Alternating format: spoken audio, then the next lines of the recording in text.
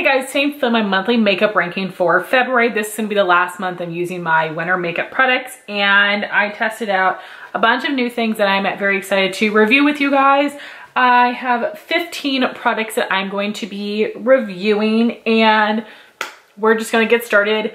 At number 15, unfortunately, is the Jaclyn Cosmetics Concealer. Now, I really wanted to like the concealer and the skin tint because so many people hated it, and I wanted to love them, and I did film a first impression of those along with some other Jaclyn products. I will have that linked up in the cards. You can see it in real time, and I wanted to use them together and then also use them separate because I said that I think in general a full coverage concealer and a skin tint are going to interact oddly and just look a little weird. I feel like when I've worn it in the past, I have like a super full coverage concealer under my eyes and then just a skin tint on, it looks super bizarre. And I still think that's true, but I used this 2 different times, and the second time I actually wiped my makeup off because it looked that bad, and I never do that.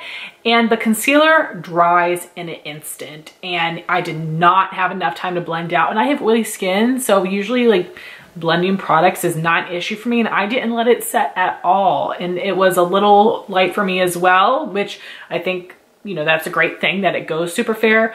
A little light my color, which I'll have it down below, but it just did not blend for crap. Had like a medium coverage. And then number 14 is the skin tint.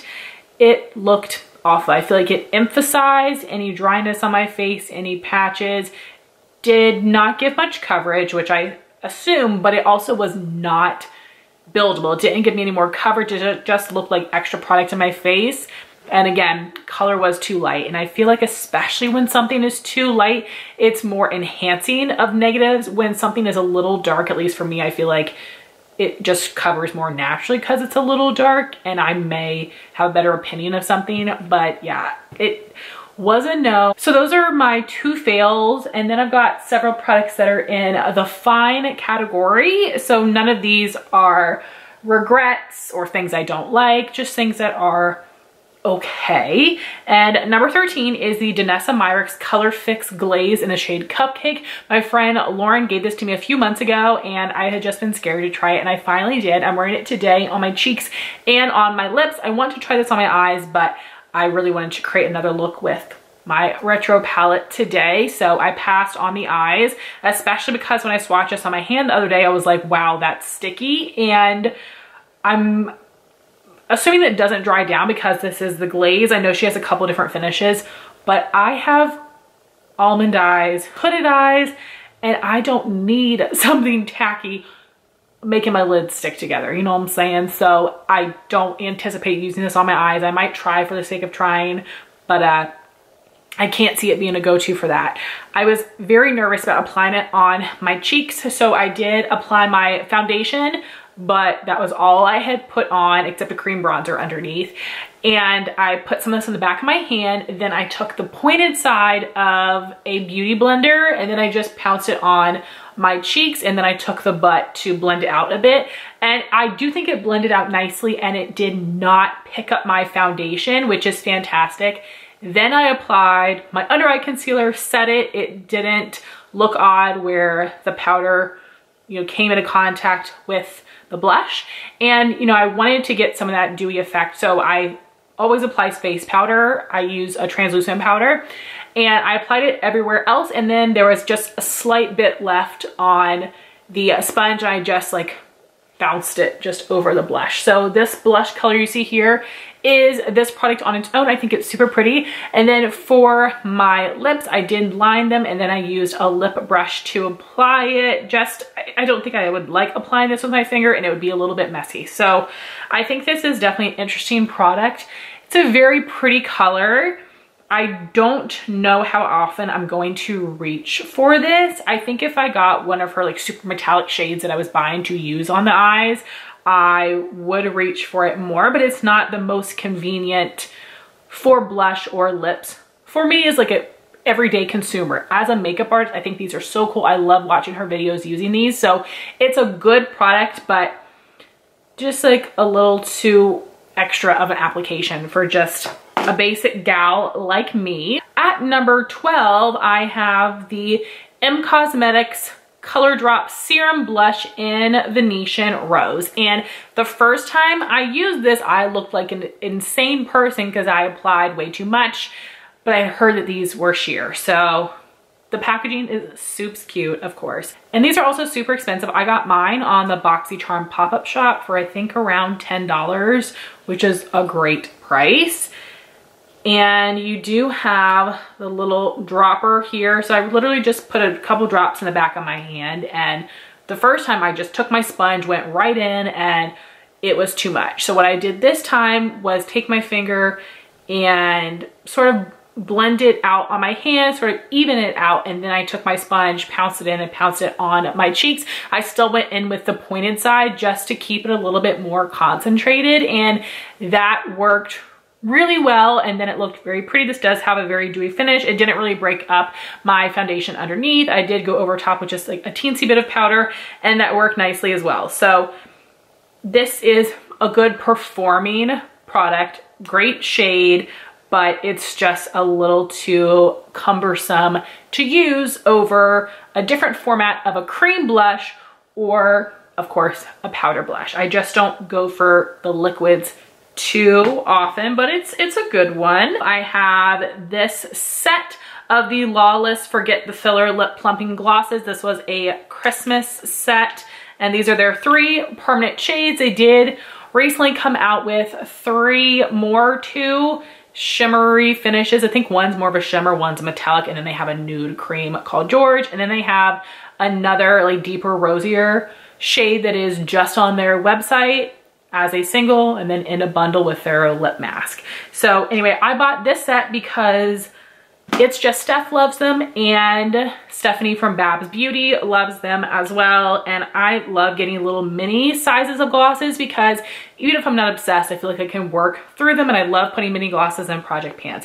So the 3 shades we have here would be Rosy Outlook, which is basically clear with a tinge of pink, but basically clear. Then you have a brighter blue tone pink called Daisy Pink. Yes, Daisy Pink. And then this richer shade called Velvet. So pretty. I just used this with a lip liner, and it gave a beautiful wash of color, especially for it being a little bit of a deeper shade for me. And I like this one the best. I don't go for clear glosses too much. I did wear this the other day over top of a mauve lipstick from MAC. It looked super pretty.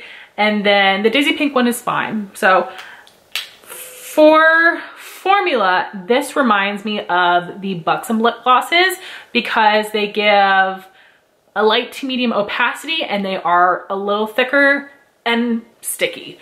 Not super sticky, not super thick. I don't dislike this formula. I like it quite a bit. But if you prefer a lip oil gloss formula like the Tower 28, you might not like these. I think they're very different, but I do like these a lot. I would love to pan these. I could see myself possibly getting Velvet in the future, but I held off from buying it during the Sephora sale. But I do plan on getting it during the Friends and Family sale or the winter sale, the George Nude shade. Part of me wants to buy it now because there's still a few days left in the sale, but I'm going to try to hold off. I'm going to try to hold off because that's totally a color I would get a lot of use out of. So basically, I think these are good glosses, but I'm not quite blown away like other people are. Also, these little minis just have a regular sized doe foot applicator, but the full sizes have a little bit bigger of an applicator. Not outrageously big, but these are nice glosses. I just prefer something a little less sticky. Then at number 10, I have the Buxom Powerful Plump Lip Balm, and this is in the shade Dolly Fever. And I actually have a few of these. I have the nude shade, I have the clear Big O, which is like a pH balancing color changing one. And then I have this Dolly Fever shade. This is a beautiful pinky mauve color, super easy to wear for every day. I really like this formula because it's super comfortable. It does stain my lips a little bit, so the more I reapply it, the deeper it's probably going to look. The only negative is, of course, the size. I have to be very careful when applying this. I basically try to like eat it essentially, or I'll put it right between my lips like this and then just like rub back and forth and then carefully line. So it's not easy to just slap on like something of this size normally is. If this packaging was like an M Cosmetics lip cushion or like a Clinique chubby stick, I think it would be way better, but just because of the size, it makes it hard to use, which is why this is not ranking higher, but I really like the formula and the shade a lot. At number 9, we have the Jaclyn Cosmetics Cream to Powder Blush Stick. I have the shade Overruled. So the other colors in here, there's one more red, one that's like craft powder mac and cheese orange, and then one that's super pink. So I picked Overruled, which says it's like a rose beige. This is intense. It is not as nude as I was hoping it would be. I would love for her to release more shades in this formula because this is a great cream to powder blush, which I love. I end up just taking my Real Techniques buffing brush, which is my favorite for cream blush, and then I like to use the e.l.f. small stipple brush with cream bronzer, but both of those brushes work perfectly for cream cheek products. But I will just take the brush, run it along here, and then pat it on my cheeks. I do that over powdered skin, and it applies and blends really nicely. I think it would blend even better if my skin wasn't powdered, but it does still blend nicely, build nicely, and I go with just a little bit at a time because this is very pigmented. So I'm not huge into cream blush, even though I keep trying more, but I love a cream to powder formula, and this is a good one. It would be ranked higher if the shade was a little bit more nude, but I really like that. Next, I have my 3 palettes that are all ranking right in a row because I really enjoyed all of them. So at number 8, we have the one that is basically the hardest to open, and that is the M Cosmetics Divine Skies eyeshadow palette in Venetian Rose. I will tell you, when I saw this, I was bummed it wasn't rosier, which I guess, you know, some people might prefer this because it's not so monochromatic, but I was annoyed that this was just a brown. I wanted this to be rosier. The lighter matte actually does show up rosier on the eye. I especially love these 2 shades here, like the Venetian Rose colors, but I did make 3 looks with this palette. I really enjoy them. I love the M Cosmetics formula, and I get that this is their thing, this shape, but I would just love for them to look at this packaging a little bit more because I don't want to have to either dig my nail in a shadow or break my fingernail or dig into my nail polish or whatever every time just to get this open. And it's annoying. These are a little bit expensive for what they are, especially considering, you know, Natasha Denona minis are $25. These are like $40. I know that the amount of product is totally different. This says 6 times 0.05 ounces, and this is 5 times 0.028. So I guess that checks out price wise, but still, basically I enjoyed this one. I like the looks, especially with those 2 shades, but the packaging is a little bit annoying to me, and I wish that some of those shades were a little different. And then we have the Natasha Denona Mini Love Palette. I love the names because it is You Are My True Love. I love all the shades except this one, the shade Love. It's just okay. I wish it was a little bit more shimmery. It almost looks a little more satiny, and that color was just okay to me, like shade wise. Performance was great, but really these other 4 I loved a lot. This one has like a little bit of a shift to it, which is really pretty, a little flaky, but I'm totally fine with that. And then I really like those mattes, even the darker matte, and you guys know I don't really like dark mattes.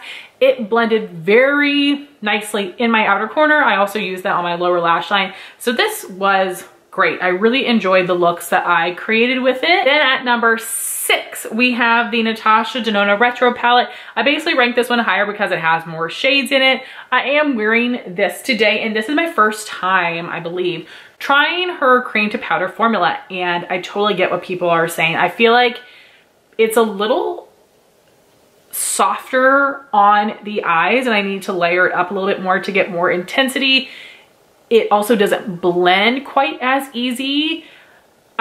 Just something about it I don't love, and this palette has a ton of them. So I think there's 1, 2, 3, 4, 5, and that's a lot considering there's only 15 shades in this palette. So I was a little bummed to see there were that many. And I know a lot of people have said they don't like them, and she continues to put them in palettes. I don't know if she's ever put them in a mini palette. Let me know. At first I was like, how do people know? And I don't know how you know before you buy it, but like you can tell looking at them. And then of course, once you use them, you can tell as well. I loved all 3 looks that I created with the palette. I used all of the shades except for this color and this color, which are a little bit more flaky. And then this darker gray here, I just don't like that color. It's something I could use as a liner, but overall I just don't like that kind of shade, so I didn't use it. But everything else I did. I was very excited for these 4 right here, and that was a very pretty look. I'm bummed that this shade is a cream to powder because I think I would love it even more if it was just a regular matte. Also, this shade Patty did not end up looking super metallic on the lid, just more of like a shimmer finish, which was a little bit disappointing, but I do like this palette a lot. Like I said, I love the looks that I created. I think they ended up quite nice, but I think would have loved it even more if they were all just regular mattes and metallics. Then we're in the top 5, and I would call these my favorites. At number 5, I have 2 brushes. I just wanted to throw in here together. This first one is newer to me. It is the Flower Beauty Precision Blush Brush. I purchased this off their website. Emily's Makeup Bag really raves about this, and other people as well. It just picks up products so nicely and is such a good size, and I love like the flexibility to this and the point. I just feel fancy when I use this, also because it has like a skinny handle. A really, really great quality brush. And then I've had this for a little while. I think got this from Look Fantastic around the holidays. This is the Sigma F35 tapered highlighter brush. I have a lot of highlighter brushes, but I've been using this one this past week, and it's just like a little bit bigger, but because it is tapered, I am able to easily apply the highlight to my cheeks, and it does blend it out quite nicely as well. So definitely recommend those 2 brushes. Number 4 is my Cosmetics lip cushion in Venetian Rose. Just a really pretty like warm rosy shade, not too deep. This is a very comfortable formula. It has a medium to full coverage. It has a nice creamy finish, but it's not too thick and wet like some other products can be. But I would not say to keep these in your pocket or in your car because they're going to melt. This is something that clicks up but not back down. Oh, no, wait. It goes down a little bit. Yeah, it does go down a little bit, which is good, but don't test that. Really good. I have a few more shades that I have not tried yet, so I want to play around with the formula a little bit more before I decide if I want any more. The Nude collection they came out with, I am tempted by those shades, but Cosmetics is an expensive brand, so I would love to hear your thoughts on the things that you've tried, but I do like this. And at number 3, we have another Cosmetics product. This is the Heaven's Glow Powder Blush in Venetian Rose. I really love the shade of this. This does have a decent amount of pigment to it, and it does have this beautiful shine, but it really depends on the shade that you have. I mentioned recently that Heather Austin had tried Faded Clementine, which shows up really well on my skin tone, but on her skin tone, she really had to layer it up, and the shimmer showed more than the pigment because of the shade and because of her skin tone. So I would love for them to come out with deeper shades so that people with a deeper complexion can use them and have them show up without having to apply so many layers. But for a fair skin person like me, they work really well. They show up nicely. It's a beautiful finish, looks really pretty on the cheeks. I hate how big the packaging is, but I think for the most part it's necessary because it's a domed product.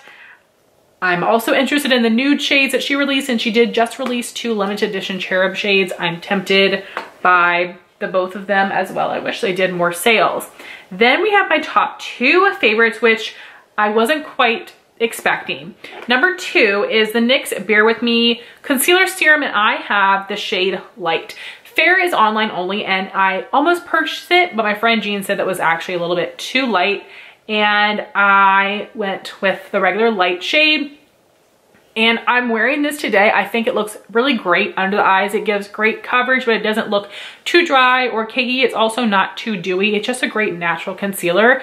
And I think this will be so good for me to wear with my powder foundations or just to work when I'm going with more natural makeup and I don't want to look too highlighted. This shade works really well for my skin.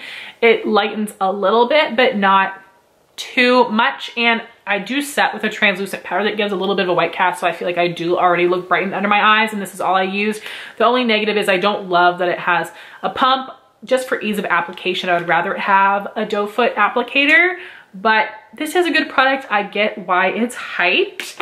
And then at number 1, surprisingly, is my L'Oreal True Match Nude Serum Foundation. I have the shade 0.5 to 2, very light. I'm wearing it today, and this does oxidize a little bit, and I thought this would be too dark for me, but I think actually most of the time my foundation's a little light, and it just actually matches me like it's supposed to. Let me know your thoughts on the color match.